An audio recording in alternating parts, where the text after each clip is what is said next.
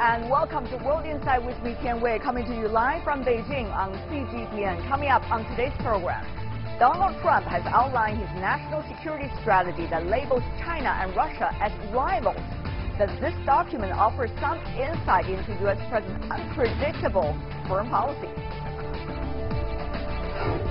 I speak to Senior Colonel Zhou Bo from the Chinese Ministry of National Defense, who discusses China's rising global leadership in the area of peacekeeping.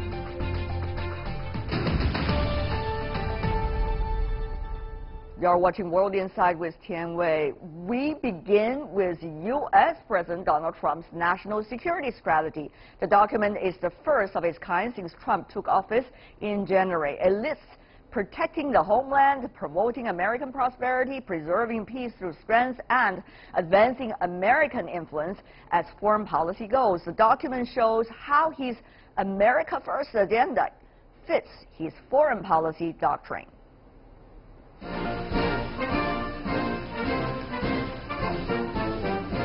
U.S. President Donald Trump unveiling his America First foreign policy Monday, framing it as a new era of global competition.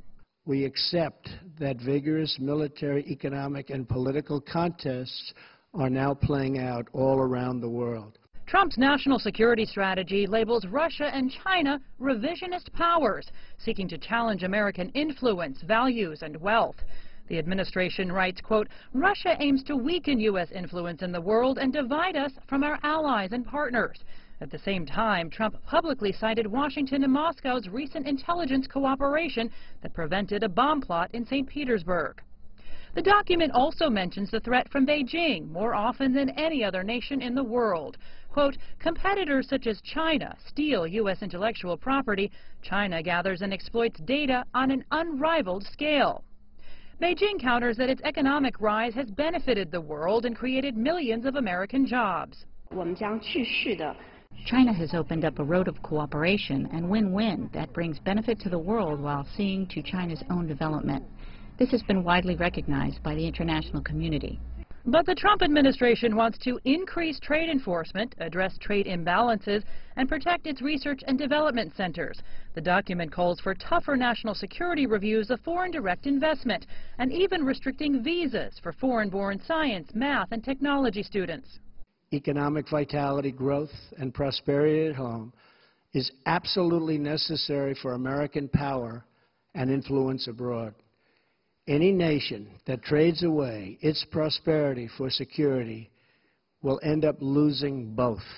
Trump's national security strategy also calls jihadist terrorist organizations the most dangerous terrorist threat to the nation. But he said U.S. allies share responsibility in the fight against terrorism, like the joint Saudi-U.S. Global Center for Combating Extremist Ideology. For more on Trump's first national security strategy, we're joined in our Beijing studio Xiyu, who is a senior research fellow from the China Institute of International Studies. Welcome, sir. Joining us in Washington, D.C., Ms. Sharon Squassoni, director and senior fellow from the Proliferation Prevention Program at the Center for Strategic and International Studies. Thank you so much for joining us. I want to start with you, Ms. Squassoni. Your reaction to this whole book of the national security strategy by the Trump administration, and as well as his words before that strategy was being totally published. Well, the Trump administration has gotten out this strategy in record time, and unfortunately, I think they may have missed some nuance. This is not, the broad outlines of this strategy are very similar to those from previous presidents, but it's really in the tone and nuance where there's a difference. There's some very aggressive language in there, but when you step back, I think there's likely to be a mismatch between some of the policies in there and what actually happens. So, you know, in some respects, we'll have to wait and see. It has certainly caught the attention, though, of, for example, President Putin and Chinese officials as well. Well, some mismatch, that is the word used by Mrs. Squassoni when it comes to the nature of this document and the actions and the rhetoric during the ordinary days of the Trump administration. Mr. Yang, do you agree with that? Well, partly. On one hand, I agree with the point to say there's always a gap between the report, written wordings, and the real policies. Always the difference. Because the report is the so-called guideline for the midterm, at least, policy trend. And the daily affairs guided by the real policies is another matter. One of the things that we need to mention is about the disconnect, apparently, between President Trump's rhetorics and words, as well as his interactions with the Chinese side during his last trip to China, and later going back to Washington, D.C. And the way China was being described in this national security strategy. In it, China is being described as the rival. And yet, when President Trump came to China, he was talking about partnership. So, Mr. Yang, how do you read the disconnect between these two very different versions, one would say? Well, basically, I think there are two reasons. One reason is as I mentioned, the gap between the policy guidance and the real policy. In the written policy documents, like the report, the strategy, national security strategy, they have set up the description or definition about China-U.S. relation, the nature of the China-U.S. relation as a rival relationship. But in the daily affairs, whenever he met his counterparts in China, or the government meets the Chinese government, they have to face the challenges, opportunities. Challenge means the rival, but the opportunity means a real chances for cooperation. So we have seen the different disconnection of differences. Yes, indeed, but what does that mean? Let's go to, on the phone in Washington, D.C., Douglas Paal, Vice President of the Carnegie Endowment for International Peace. And Mr. Paal, I don't know whether you are appalled by the way that President Trump in the national security strategy described China more than any other country as the rival, time and again. Yeah, 23 times China is mentioned negatively in the report. And it seems to be trying to marry up the institutional aspects of foreign policy management with the campaign rhetoric that was used against China during last year's election. Interesting. You're talking about the election time. It is the election time because the midterm election is coming. So many wonder, Mrs. Squassoni, in Washington, D.C. also, whether this is a strategic national security paper or actually this is a campaign paper that he's putting out in order to win more votes. I'm not so sure it's a campaign paper. I think a lot of the public opinion for the midterm elections is going to hinge less on national security than on health care, tax reform, things like that. I do think it's a really interesting reflection of the real gap between Trump and his campaign rhetoric and his personal style and how the government actually works. So there's some very strong language in there about Russia and China, and yet on a day-to-day basis we do need to cooperate with China and Russia on a host of different issues. And yes, there will be friction and tension in relationships, but overall you make it work because you have to make it work. You have to make it work. That seems to be like a reluctant choice. But once you get these words out, I wonder whether you can have it work. Because when you have some kinds of competition between China and the United States on different fronts, that's one thing. But when you describe another country literally as the rival in the national security strategy paper, that's totally of a very different nature. In that regard, Mr. Yang, I want you to come in. How would China react to this, and how should China react to this? Well, frankly speaking, China has been used to facing such a declaration or definition about the commutation of the China-U.S. relation. During the past 2 decades, actually, there hasn't been a convincing conclusion about the definition of the U.S.-China relation from Clinton administration up to Obama and the Trump administration. That's not because the writer of the report is not smart, simply because U.S.-China relation has been in transition. We haven't completed the transitional period. Before the conclusion of the transition, we cannot have a clear, convincing conclusion of the nature of U.S.-China relation. All right. That's interesting because you have just argued this is the fluid time. So a lot of words could be used, but some words you have to be very careful in using, I have to say. Yeah. And Mr. Yang, let's go to Mr. Paal. What would you say, Mr. Paal, about that? Well, I think that the administration wants to convey a notion to the public in the U.S. that it's taking action. You know, I look at this national security report, and I see it as a cup that's half full and a cup that's half empty.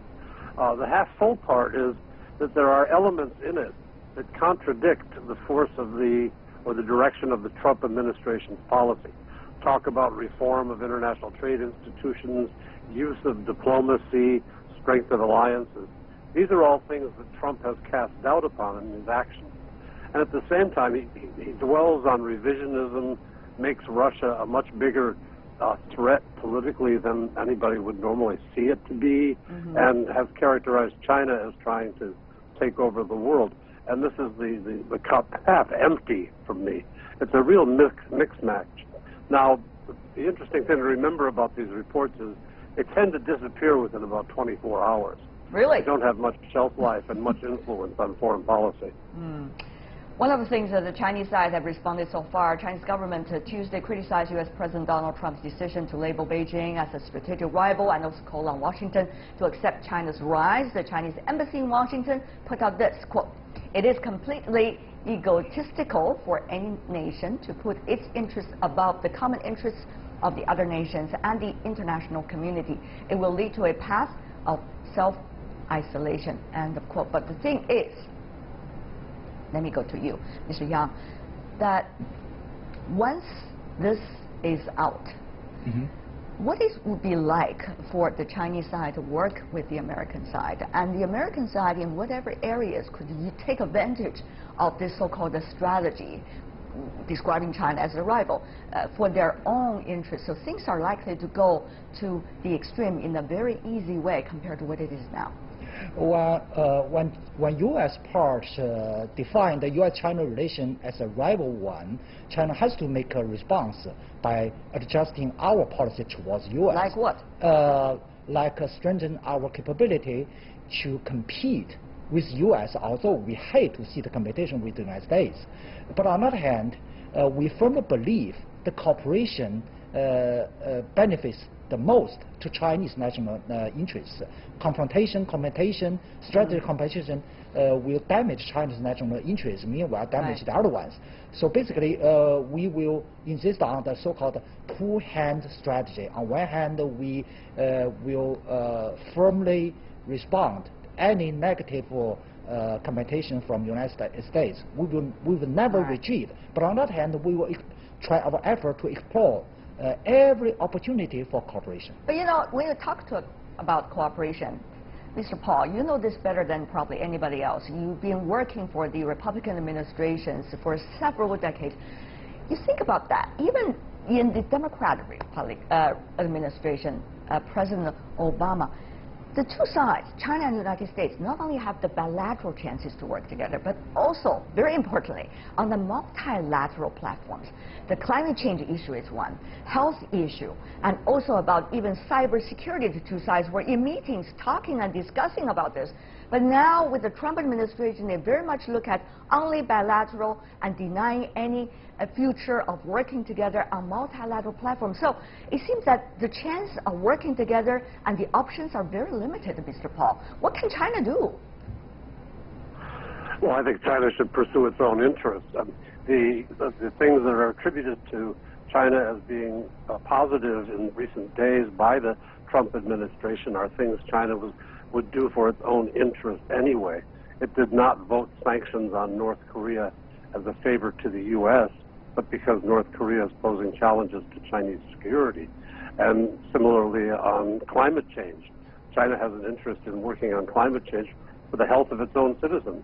And so I think just pursue China's interests, and there will be coincidence with American interests from time to time, and with good policy more often than not. But right now I wouldn't keep my hopes up for much cooperation from Washington. Got it. What about the North Korea issue? Mrs. Squassoni, you've been working hard on that for several decades, and do you think after this so-called national security strategy with the wording of describing China as the rival out, will there be a spirit of cooperation in any further way between Washington and Beijing? Oh, I think this Trump administration knows that it needs China's cooperation on North Korea. You know, this policy of maximum pressure and engagement. I like to joke that it's maximum pressure on North Korea and engagement with China. The U.S. can't avoid engaging China, Japan, South Korea, and even Russia, right? Because Russia and China are two key components of the effort to place pressure on North Korea. I think we're going to see that. Unfortunately, you know, the pronouncements recently from within the administration send conflicting messages, right? Secretary of State Tillerson is out there saying, we need to talk without any preconditions. The White House comes back and says, no, he's wrong. You know, this administration is tying its hands. So maybe it is time for China to step up and see if it can push the freeze for freeze solution, maybe put some incentives in there for North Korea to come to the table. Mr. Flum? Mr. Paal, what do you think about President Trump's proposal earlier, working with China, but now, you know, we don't see much hope when this strategy is out? Well, I'm afraid I'm a pessimist on the near-term outlook. The administration is signaling its preparation to take a number of adverse steps on Chinese trade and investment practices, maybe even on banking in the United States.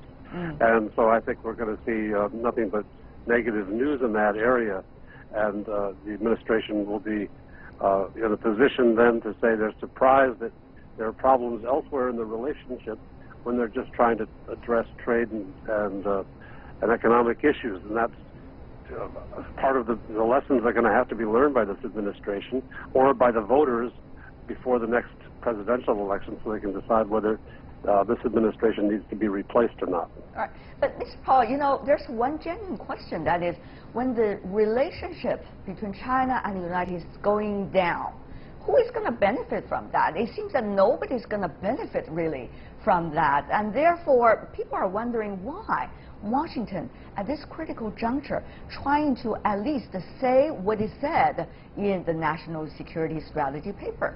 Mr. Paal. There are lots of contradictions in American policy under Mr. Trump.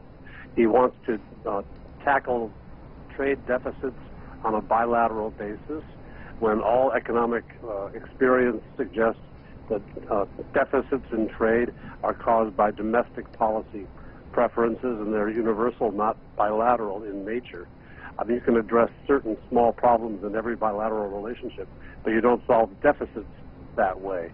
You have to have more effective macroeconomic policies. Moreover, the stimulus proposals of the administration for the American economy directly contradict the goal of reducing deficits over the time of Trump's time in office. And so this is just a few examples of many contradictions, most of which I think can be explained by the hunger to show the voters that the contradictory promises made during the campaign period in 2016 are now going to be kept by this president. Very interesting. Mr. Yang, you heard from our two panelists coming from the United States, different think tanks, certainly, but very similar idea in the way that they are saying, almost indirectly, that this is not going to hurt China, but rather this is going to give China a better chance to rise and also to take care of its own interests and work with some of the other partners. It seems that what they're suggesting is pretty much to this point, Mr. Yang. Well, I think the reason or contradiction phenomenon in Washington, D.C. lies in the so-called tradition of the political correctness.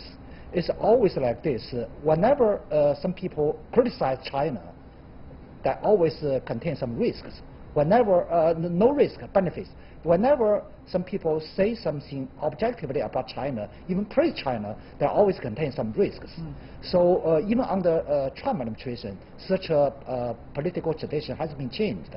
That's why, on one hand, national interests cannot be benefited by criticizing, but also, but on the other hand, political correctness require the criticism of Putting China. political correctness aside, very early next year, likely there's going to be some trade issues between China and the United States, while the U.S. is now doing so-called investigation against China's trade policy and trade practices. So some pragmatic response and reaction from China, you would suggest, Mr. Yang? Yes, I think China will try to solve the trade imbalance through the way of making pies bigger. In the dynamics, in expanding pies, we can make a rebalance of the trade between the two. But the U.S. approach is just recut the pie. That will damage both of the sides. So I think there will be a sophisticated game between China and the U.S. on how to rebalance the trade relation, the situation. At the same time, China certainly is going to work even harder on the multilateral platforms while trying to seek a better relationship with the United States if the other side is cooperating. Of course, it takes two to tango. Thank you so much for the three of you for being with us on this critical issue. Xiyu, Sharon Squassoni, and last but certainly not least, Dr. Paal. Really appreciate it. Thank you.